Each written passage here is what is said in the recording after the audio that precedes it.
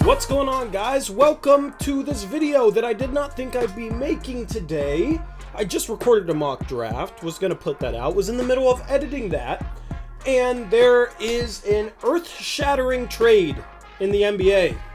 Maybe earth-shattering is a little bit of an over-exaggeration, but there was a big trade in the NBA that sets the tone for the rest of the offseason. I'm going to talk about that trade, what it means for the teams involved, what it means for some other teams. As this is a Blazers channel, I will talk a lot about what it means for the Blazers and my thoughts on some other potential Blazers trades because of it, but I will focus on how it kind of lays the groundwork for the rest of the offseason, in my opinion. Okay, so what's funny is the player involved in this trade, Christian Wood, I had him in my mock draft being traded to the Phoenix Suns, actually. I had Houston trading Christian Wood and Eric Gordon for the 23rd pick from Philly in a 3-team trade, and then 2 future Phoenix firsts, and then like salary filler.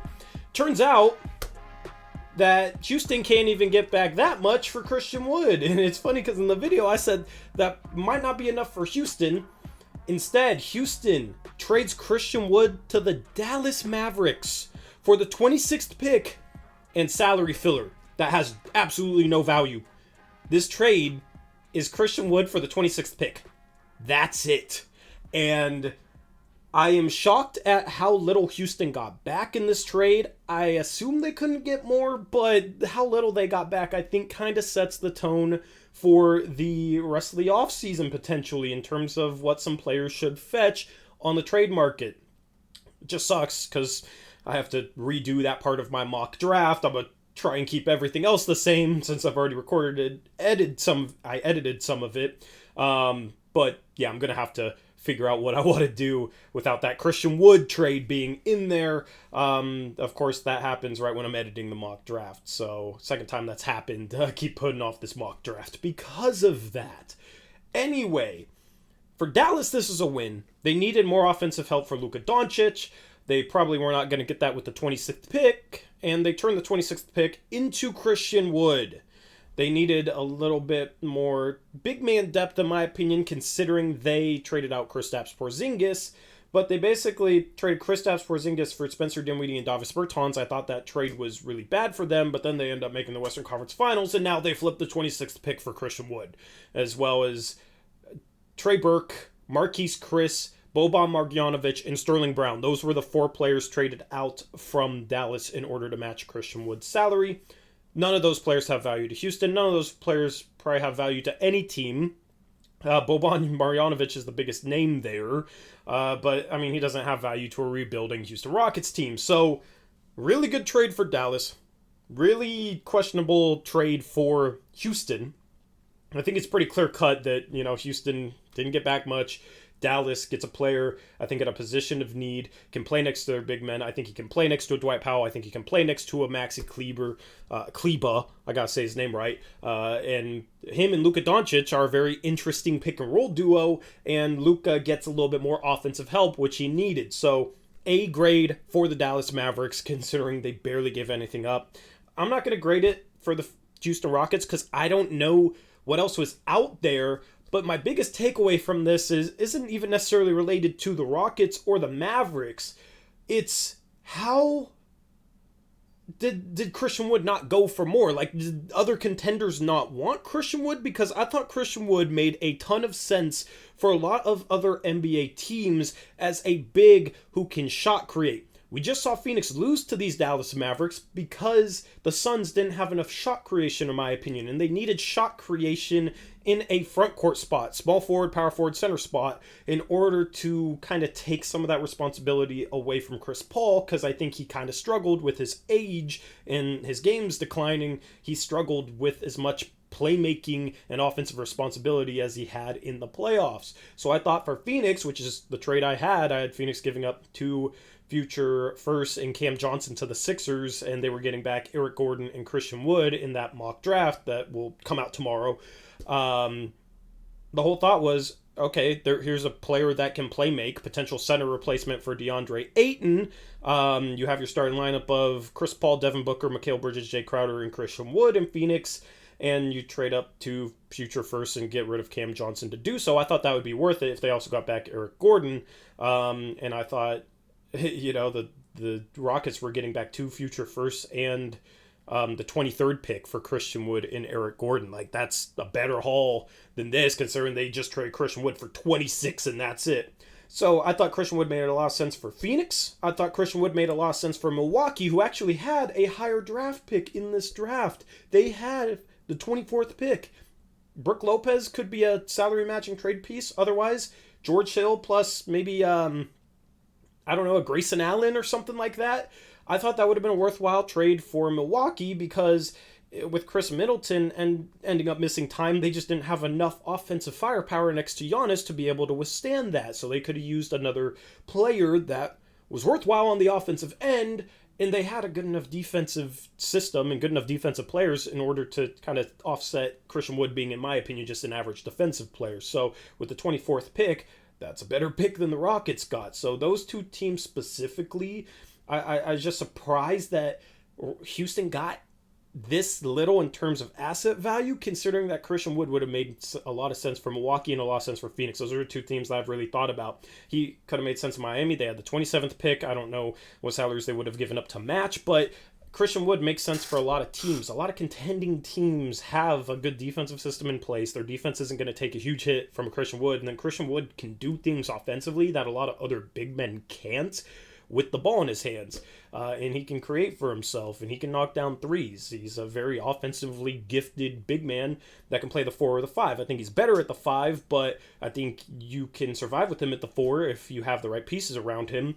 So I was just surprised how little Christian Wood went for, considering that he made a lot of sense for pretty much any team trying to contend in the playoffs. There are some teams that he didn't make sense for. Portland is one of them because they need to improve defensively at the forward positions, and Christian Wood is not an improvement defensively if he's playing a forward position. So there are some teams that he didn't make a ton of sense for, but given his game, and he wasn't a hard salary to match, only $14 million next year. He is a free agent the year after, so that is a question mark. Maybe that limited his return on value a little bit for Houston, but he's still worth more than the 26th pick, in my opinion. So really surprised at this trade for that reason. But I think this lays the groundwork potentially for the rest of the offseason. You had Dallas give up Porzingis for a pretty bad package, in my opinion. Spencer Dinwiddie, when he's on, he can be a good player, but far too often he's not on, and overall he's not an efficient player and not a good defensive guy. He can make things happen out there on the court, but he's not all that valuable, in my opinion. And then Davis Bertans is a negative contract at $16 million a year over the next 3 years or so, being a three-point specialist whose three-point shot declined rapidly last year. So I thought the Porzingis trade was horrible for Dallas. I thought they made the conference finals in spite of that trade. And then they turn around and barely give up value for Christian Wood. And you have a few guys that are said to be available. I don't know. I have a hard time seeing a Jeremy Grant go for much more. If you just compare a Jeremy Grant to a Christian Wood, Jeremy Grant's an upcoming free agent next year and supposedly wants near a max contract. I don't think Jeremy Grant's really all that much better than Christian Wood, and Christian Wood can only get the 26th pick with that stuff looming over Jeremy Grant. I don't see how Jeremy Grant is going to fetch much more. I think this kind of sets the tone for him. This kind of sets the tone potentially for a John Collins trade. Atlanta supposedly is looking for a lottery pick, a pick around, 6, 7, 8 for John Collins. John Collins is basically a younger Christian Wood to me. Defensively, I feel like they're similar. Offensively, they're honestly pretty similar. Christian Wood is a little better ball handler, a little bit more diverse offensive threat with the ball in his hands, in my opinion. But, John Collins is under contract for 4 years, doesn't have free agency looming, and is 24 years old, is younger.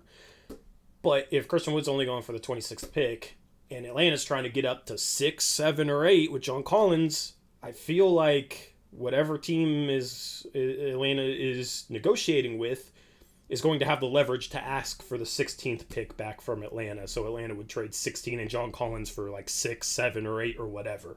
The one team that's been tied to John Collins and Jeremy Grant with a pick that high is the Portland Trailblazers. Our Portland Trailblazers, if you're a Blazer fan, It's crazy. If Porzingis equals Bertans and Dinwiddie, Christian Wood equals the 26th pick, then what does the Blazers' 7th overall pick equal? I've said it from the get-go. Trading 7 for Jeremy Grant and John Collins, or John Collins, trading the 7th pick for one of those guys is an overpay. I've said that from the get-go. A lot of Blazer fans and a lot of Blazer media or, Blazers people with platforms have said that it'd be foolish not to give up the 7th pick for Jeremy Grant if the occasion arose. It would be foolish not to give up the 7th pick for John Collins. If Christian Wood's only getting the 26th pick, I mean, the 7th pick is a lot more valuable than John Collins or Jeremy Grant. And I think this trade kind of set the groundwork for that. If the Blazers sit there and give up the 7th pick for Jeremy Grant when Christian Wood could be had for the 26th pick and just mediocre salary filler, I mean, that's an absolute disaster if you're Portland. At that point, just go after Christian Wood and go and get a guy that can still maybe help you a little bit, but would cost a lot less to bring into the team. So basically, this is a long-winded way of saying that I think it's even more clear now that trading the 7th overall pick straight up for a Christian Wood caliber player would be an overpay. I think the tone has been set with this Dallas Mavericks Houston Rockets trade for what value should be given up for players in that range. John Collins has more value than a Christian Wood. Jeremy Grant has more value than a Christian Wood, but not that much more. Absolutely not that much more. So I always thought it was crazy that fans were willing to trade the 7th pick in order to get guys like that. If you're Portland, the obvious move is to trade down in the draft and accumulate more assets, because the Blazers don't have a 20th pick or a 25th pick. They kind of botched this past year's trade deadline by not getting back another first round pick that they could flip in the Christian Wood trade or something like this. So they don't really have any solid middle tier assets. They have a really valuable asset in the 7th pick, but then beyond that, you have a very valuable asset in Nasir Little, a very valuable free agent in Anthony Simons. And then Keon Johnson's okay. I don't think anybody's valuing him like a first round pick right now. And then you got a Milwaukee 2025 first. That's not that great of a first. Like the 26th pick has more value in the trade market. So the Blazers just don't have that milling asset. So if they're looking to bring in a John Collins or a Jeremy Grant, the obvious thing with John Collins is if you're giving up 7, you got to get back the 16th overall pick. And if you're trading for Jeremy Grant, you got to trade down from 7 to like 12 and get a Lou Dort at least, or get a Kendrick Williams and like 2 future firsts from OKC.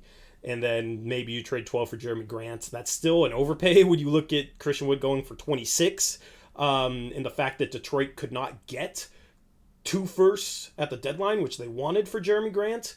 So overall, it just kind of sets the tone for what should be a reasonable pathway for Portland in trying to negotiate their way into being competitive next year. And I think this also could set the tone for other teams. The only way that's not the case is if teams just weren't interested in Christian Wood, which is hard to believe because he makes so much sense for some of these teams that could have traded a first round pick in the same range and then maybe a young player on top of that, which would have actually had value to Houston, which would be a better trade package for them than the 26th pick and players that literally have no value to them. So trade season is officially underway with this trade. I know there was the trade earlier in the week with the Thunder and the Nuggets. The Nuggets trading for the 30th pick. JaMychal Green going to the Thunder is basically a cap dump on his contract. That did not kick off trade season. This kicks off trade season, and we'll have you covered right here on Blazers Uprise. I'm not going to make a video for every huge trade that goes down. I just think this trade is important for kind of setting the value for the rest of the offseason, being the first domino to fall. Congrats to Dallas. Congrats to Mavericks fans. You guys are coming off a really good playoff run that I didn't expect out of you, and then I did not expect you guys to be able to turn the 26th pick into a player that good. So Mavericks fans have to be feeling pretty dang good right now. And I would be too if I were you guys. So we'll see what happens after this. We will have a draft live stream on June 23rd. We will have a free agency live stream on the first day of free agency, maybe the second day as well. So definitely hit that subscribe button. Leave a like on this video. It really helps me out. I don't know if this video is going to pop off a little bit because right after the trade's been made, but I just wanted to put something out and not edit it and not worry about it and just try and get it out as fast as possible and give you guys my thoughts on this trade. Anyway, I'm out of here. I'll catch you in the next one. Until then, as always, peace out. Go Blazers.